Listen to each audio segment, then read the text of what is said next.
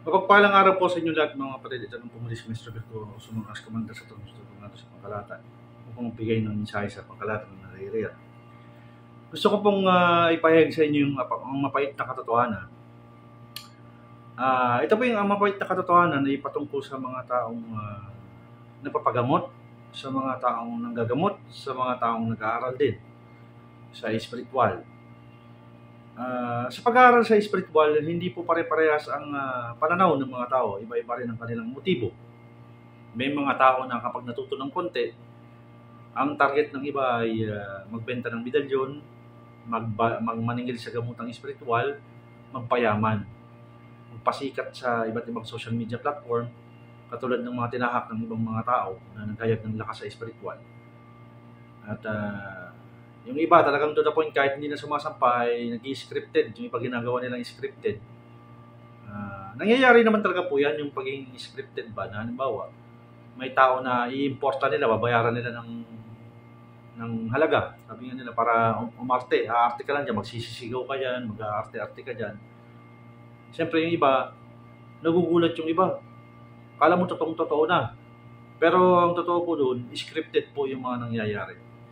Katulad parang sa mga love team po, sa mga may mga scripted po, kala mo magkasintahan, pero hindi po sila magkasintahan. Parang ganoon din po yun. Katulad din yung mga nakaraan na mga nangyari na na-televise pa sa masabi nila mga aswang-aswang. Talagang tapos nag-away-away pa noon. Yung pala uling lang yung nilalagay sa katawan, yung sa yun sa may ng kawali. Puwet ng kawali ipinapahid sa katawan. Meron pong ganoon talaga nangyayari, tapos naglalagay ng wig sila. Wig, sobrang itim na itim. So, meron pong nangyayaring gano'n. Kasi, ang tao kasi, masyadong sa social media. Kung ano yung nakikita nila, nakala nila totoo nangyayari. Kala nila yun na talagang totoo na yun. So, maraming nadedenggoy ba? Na nalilin lang sa ganung pangyayari sa mga tao. Nakakaawa lang. At minsan po, yun nga, sabi ko nga, sa isang legit na manggagamot, minsan nagiging safety net din yan. Kasi, yung iba kahit na mga mangko o mga huwad na mga manggagamot, pag tinamaan, lumalapit sa isang legit na manggagamot. Wala sila yung malapitan eh. Hindi naman sila gumagaling. Kung baka kailangan, lumapit din sila sa manggagamot din na talagang legit na manggagamot. Kasi sila sa sarili nila, hindi nila magawang magamot yung sarili nila. Pag tinamaan sila sa labanan, dahil nga sa puro kalokohan pinagagawa, lalapit sa isang legit na manggagamot. Marami na rin po kami na-encounter na ganyan sa Satorians po. Minsan may lumalapit po na mga manggagamot ko, no? Tapos yung iba naman, may mga mangko, may mamba. Pero nalalaman namin kasi kahit ang mga gabay, minsan umiiling, tumututol yan, nagsasalita yan. Sabihin na, nagsisinungaling yung tao na yan. Gumagawa ng ng mahika yan, itim na mahika yan. Kalaban yan. Ganun sila minsan.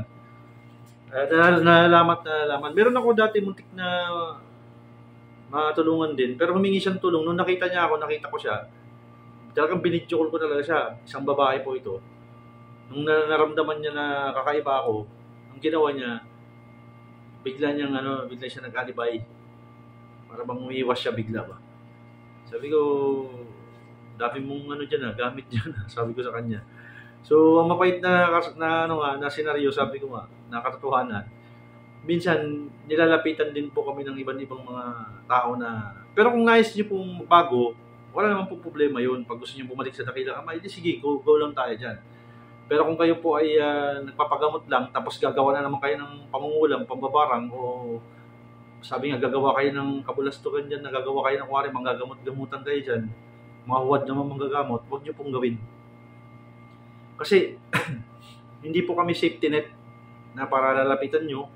Pag napagaling kayo, natulungan kayo, gagawa na naman ulit ng katarantaduhan. Hindi po gano'n. Mark my word, hindi po gawin yun. Mayaya rin po kayo. Kumbaga, magkaroon din kayong delikadesa sa sarili nyo kung tama pa ba yung ginagawa nyo. At sa mga bagay-bagay din po, sa mga nangyayari sa paligid, ay wala pong salapi o pera ang makakapagligtas sa tao pagdating sa takdang araw ng katapusan. So, hindi nyo po pwedeng hadlangan yun yung katapusan ng tao. Nakatakda po yan sa libro ng buhay. Nandoon na po yun. At doon naman po sa nagko-comment, nagtatanong sa akin tungkol sa libro, kung binibenta yung libro, gusto nila magkaroon. Mag-member po kayo sa channel. Within 12 months, magkakaroon kayo ng libro. Libre po yan. 12 months consecutive na membership sa channel, anumang level yan, ano ka yan, beginner's level, medium level, magkakaroon po ng libro yan. At hindi ko po binibenta ng direktang libro kasi wala naman pong order sa akin na gano'n. Nakautosan na ibenta kong libro sa 29,000 subscribers natin. Happy 29,000 subscribers natin sa atin. Opo, inaamin ko rin po na bilang tagapagturo po sa spiritual, ay nagmanifest po yung katuruan at talagang gumagana po. Nagagamit ng mga kasama ko lahat ng mga itinuro ko po sa channel. Marami na rin pong nabasbasan, marami na rin gumaganap dyan, marami tayong mga estudyante na talagang walang gamit sa leeg. Hindi talaga nasusuot ng medalyon. At talagang napatunayan nila, sabi nila talagang mabisa may stubid ko, kahit yung mga sandata, pati yung sa talandro, talagang legit talaga, legit na legit. Totoo pala yung sinasabi ninyo na, kasi minsan ng mga tao kailangan nila ng pruweba, no? Saka lang po ma-realize ng tao, totoo pala. Ibig sabihin, they are testing the credibility of what I'm saying here. Some people will test the credibility kung ano pong merong credibilidad sa akin. Nagkataon lamang po na ang binabagi kong katuruan sa spiritual ay talagang nagmamanifest talaga. Talagang napapasampay mga kalaban, nahuhuli yan mga yan, talagang nawawasak yung kakayahan nila. Nadudurog yung kanilang kakayahan sa spiritual yung mga kalaban. At talagang nasusunog po talaga sila. At sa kasamang palad yung iba, talagang tinatapos talaga yung mga sa laban ng spiritual. At ang mga sandata, ang mga espada na ibinahagi sa atin ng Dakilang Ama, ito po yung mga bagong sandata. Sa lahat po ng nais mag-upgrade, lumapit po kayo sa anin sa Satorians. Ang lumang katuruan po sa spiritual ay sabihin na lang natin nandiyan na yan. Kung nais nyo pong mag-upgrade sa makabagong pamamaraan ng spiritual na gamutan, ay pwede po kayong lumapit sa akin. Naririyan po ako. Kung takot po kayo sa ibang senior Satorians, pwede kayong lumapit sa akin. Pa-member kayo sa channel na yan. And taglayin nyo kung ano meron dyan. Basta sa kabutihan ng nais mo, magaganap po yan. So, huwag po nating isipin na malaking tao kayo sa spiritual. Kahit sino pang pinakamataas sa tao, may bagong katuruan, tanggapin mo kung ano meron dyan. Dahil kung paninindigan mo pa rin yung lumang katuruan mo, at hindi isisigidan nyo pa rin yan, ang mga kalaban po nag-upgrade din yan. Tumataas din ang antas ng mga kalaban. It's a matter of time na lang sa inyo kung paano nyo po pagporsigin ng sarili nyo, pag-igihan yan. Sa bawat siglo, sa bawat generasyon, may lumalabas talaga na katulad namin, katulad ko rin ang tuturo sa spiritual, na walang gamit, walang sabit, walang anumang borloloy sa katawan, at talagang nagmamanifest. Talagang sabi ko nga sa inyo, hindi sa pagyayabang po, talagang may manifestation talaga. Talagang gumagana lahat. At hindi po ako nagkaroon ng doubt. Kasi po, katulad ng pananalig ko sa Dakilang Ama, hindi po ako nagkaroon ng doubt sa Kanya. Sinabi ng Ama sa akin na ito, ibahagi mo sa mga tao yan, makakatulong sa kanila yan, paglabanan nyo yung mga kasamaan sa mundo. Balansehin yung mundong ibabaw. So sa ngayon po, sa anin ng Satorians po ang isa sa pinakamatinding katunggali ng mga taong huwad na mga manggagamot, mga mamba, mga mangko, mga wangwang dyan, mga iba't ibang klase ng mga elemento na itiman, na naghahasik ng kadiliman sa mundong ito. Isa po kami sa pinaka-number 1 na kalaban nila sa ngayon. Talagang number 1 na katunggali nila sa kahit anumang aspeto.